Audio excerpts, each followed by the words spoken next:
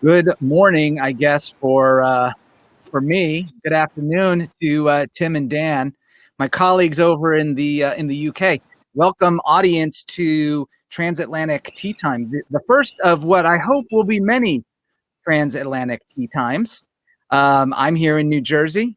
Dan and Tim are over in the UK, and in this first session or our first podcast, I thought it would be good for everyone to get to know the two of you. And so. Well, look, let's talk about the cutest one that's at least with us right now. Dan, who's that sitting in your lap? This is our local mascot, Bisou, a French bulldog. So she's very much welcome in the UK, as all things French are. Very nice. Yeah, we need to work on her getting to be the official mascot for IDS, though. We are very pet friendly, so I think there'd be a fight for that. Now, to be fair to Tim, his daughter, I think, is more adorable. Definitely more adorable. But Tim, welcome to the show. Thank you. And he actually gets to walk around outside, folks. It may be overcast and might rain on him, but takes advantage of being able to get out there on the streets of London, right? That's it. Yeah, I live in central London. Dan and the Bisou live kind of in what we call the green belt, or kind of suburban London, the countryside, which is lovely. But I live in central London, and my wife's from Paris, so we have to be pretty close to the Eurostar, which is the tunnel train that goes under the channel. We have to have pretty quick access to France, otherwise I'm in trouble. But when it's not raining, I take a lot of phone calls on foot, move around. If they're not confidential or sensitive, I try to get some fresh air. This is actually not far from where I live. This is about 50 meters up the road. This is one of my locals. In England speak, that's your watering hole, your pub, your kind of community center. And they're still closed right now. We're still in our lockdowns, so everyone's got their masks ready if they go inside or get near other people. But things will be coming back online sooner or later here. Thanks for having me on the show, Jonathan. Yeah, absolutely. So let's start with what may or may not be obvious to everyone. You're both in England. I don't think either of you necessarily has that English accent, which means you're from somewhere else. So let's start with that. And I think it'd be interesting to know, where you were from and how you ended up in the UK. And then from there, we'll talk about how you ended up with IDS. And again, our first podcast together. In future ones, we're just going to ramble about whatever we want. But this is our setting the stage chance. And so I don't care. I'll let you two fight it out. Who gets to go first? But I would give it let's hear. I would give it to Dan Ruprecht. His background needs a royal scroll to list it all out. He's got more passports than my daughter. I'll get my trumpet at this point then, right? Isn't that what what they do over there in England? You've got someone with some fancy uniform and comes out with a trumpet. Every day starts with a trumpet. I mean, you don't even wake up out of bed without the trumpet going. That's actually how they get the news here. That's how the BBC delivers the news every morning. I figured that. I was born in Germany, and to a German father. He's Bavarian. Was a Bavarian farmer, but made it big, becoming an engineer, and broke out of the farm life, and moved to South Africa, actually, which is where he met my mother, who is British. And so I was born in Germany and actually have a British passport. So my first citizenship was British through my mother. But neither of them wanted to live in each other's country. My mom didn't want to live in Germany. My dad didn't want to live in England. So we ended up in Canada, which is where I grew up. So we moved from Germany to the Great White North of Canada. Spent about 15 years there, then 20 years back down in the US, pretty much all up and down the East Coast. But through work, I was working for a law firm in Washington, D.C., who had an opportunity to work over in Europe, which as a lawyer, you don't really get to travel around very much when you're sort of locked into your state. So I thought it was a great opportunity to travel, and ended up spending about 5 years in Belgium, where one of my children was born. So I have 2 children. And after some time there, we realized that we wanted to get back to family and get close to relatives and be around cousins and aunts and uncles. So ended up back in the UK, and I'm actually living in a town called Guildford, which turns out to be about 30 minutes away from where my mother grew up. So it's kind of crazy to think how the world works. You know, it was, over 40 years of, my parents meeting in South Africa, moving to different countries, traveling all over between the various families, and to end up 30 minutes away from where my mom grew up. It's the world works in mysterious ways, for sure. But it's pretty cool. Wonderful. Yeah. Pretty cool. How about you? So Tim, you've been kind of all around. I've moved a lot. Maybe not as much as Dan, but actually probably on par. I'm actually a New England native, so European New World in quotes, but fifth generation Vermonter, all the way up in northern Vermont, actually. And a lot of my, as you can tell from the surname La Tulip, which was butchered by some clerical error in the 1600s. It was. I'm from a Breton, Brittany kind of French family, I think, from genealogy study, that came into French Canada, Quebecois region, and then eventually came into what's now New England. So I've got a lot of family in that part of the world, Boston, Vermont. But I was the first of a generation, like Dan's dad, he mentioned a bit ago. I broke out of that sort of cold region of America, and I lived out in Phoenix for several years. So I went to the hottest place I could find, of course, and then continued to go west and lived in places like San Diego and San Francisco, really kind of settling into that nice beach kind of lifestyle. I met my wife in San Diego. She's Parisian, French native, had studied in the U.S. and kind of overstayed longer than she wanted to.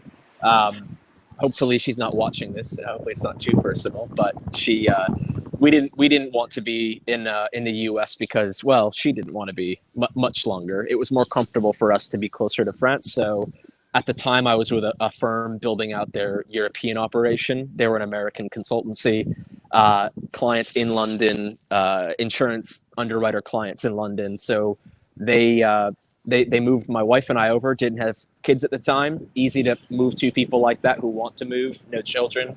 And that was 7 years ago, and I've not looked back. And in fact, we've built our family here. I've got a 19-month-old baby girl. My wife's family's across the channel in Paris. I've got some family back in the U.S., but this is really home. And you mentioned moving around a lot, but I don't think I felt I was at home anywhere until maybe 2016. After a couple of years living here, I landed here after a long flight from, God, I don't know where I was. I couldn't tell you. I think North America. But I came back and it was raining and cold, and I landed at Gatwick, kind of towards where Dan lives.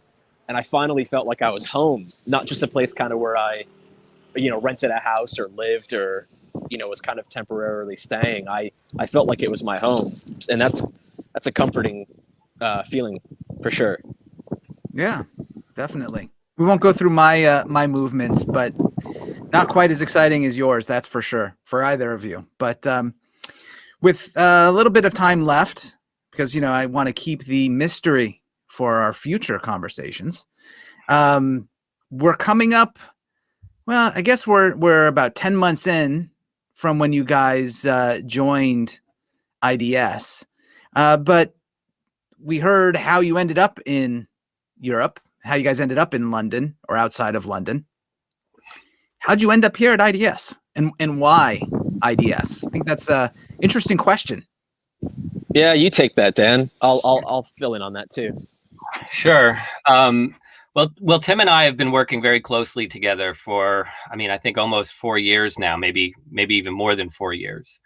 And we work on projects together with two very different perspectives, but with overlapping goals and initiatives. He comes from a very sort of technical background with forensic expertise and the like. I come from a legal perspective and really sort of building workflows and really sort of translating for the lawyers. But together we've sort of created a very sort of unique and potent approach to discovery when dealing with large scale investigations.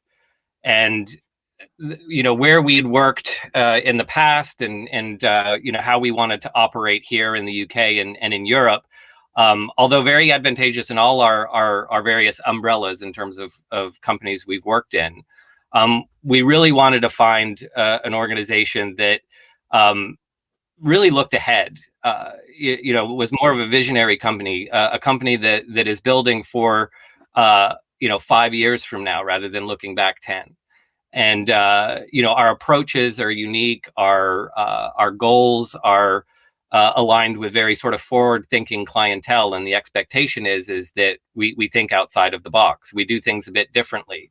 We're not order takers. We really collaborate and try and find solutions, and solution driven. We met our CEO Dan Regard about a little more than 2 years ago now. And very quickly we realized that we were all of like-minded views in dealing with discovery services and technology in general. And I think that's really where it was born. And I think that is the core of what IDS is. One of the best compliments when I was doing my background research on the company was a friend of mine said, IDS is built of problem solvers. That is exactly where we want to live.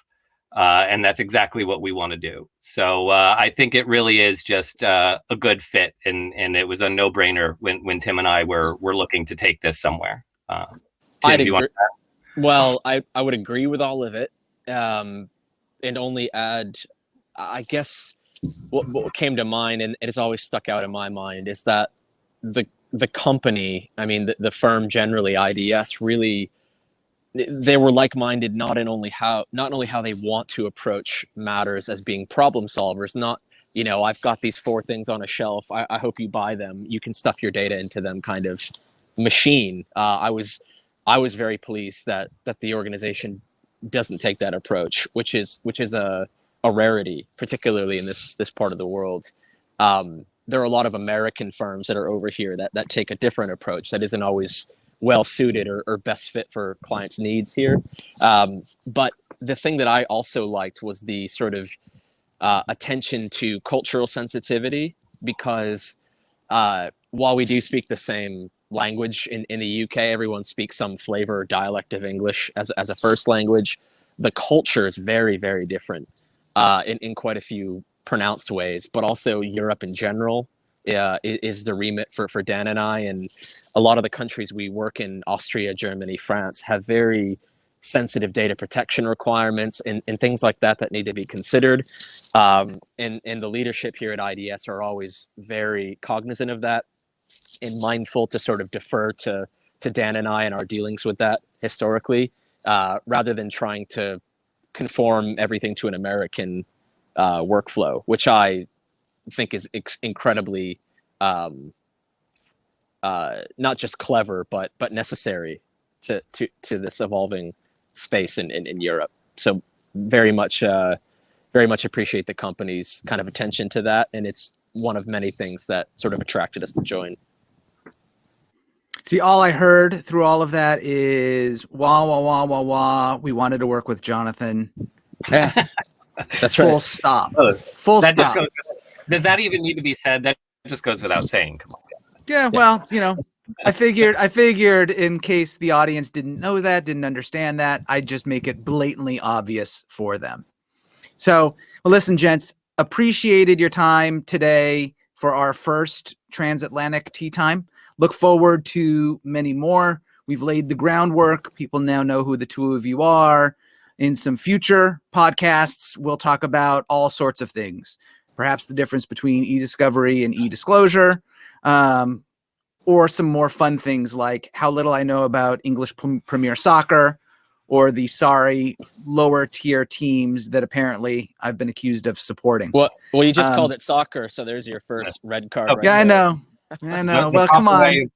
The proper way of saying aluminum versus aluminium, which is a debate that I keep going all day long on over here. So yeah. Don't worry, Dan. I think in podcasts 5 or 6, we'll be doing the tomato, and then at one point we'll talk about what I should use a Z for and when I should use an S, and then maybe podcast 10 will be the importance of Z. There you go. Yeah. All right, guys. Well, thanks again. Thanks to everyone who listened to us today. Hope you subscribe to the podcast, and looking forward to our future Transatlantic Tea Times. Bye, guys. Talk Cheers. to you, everyone.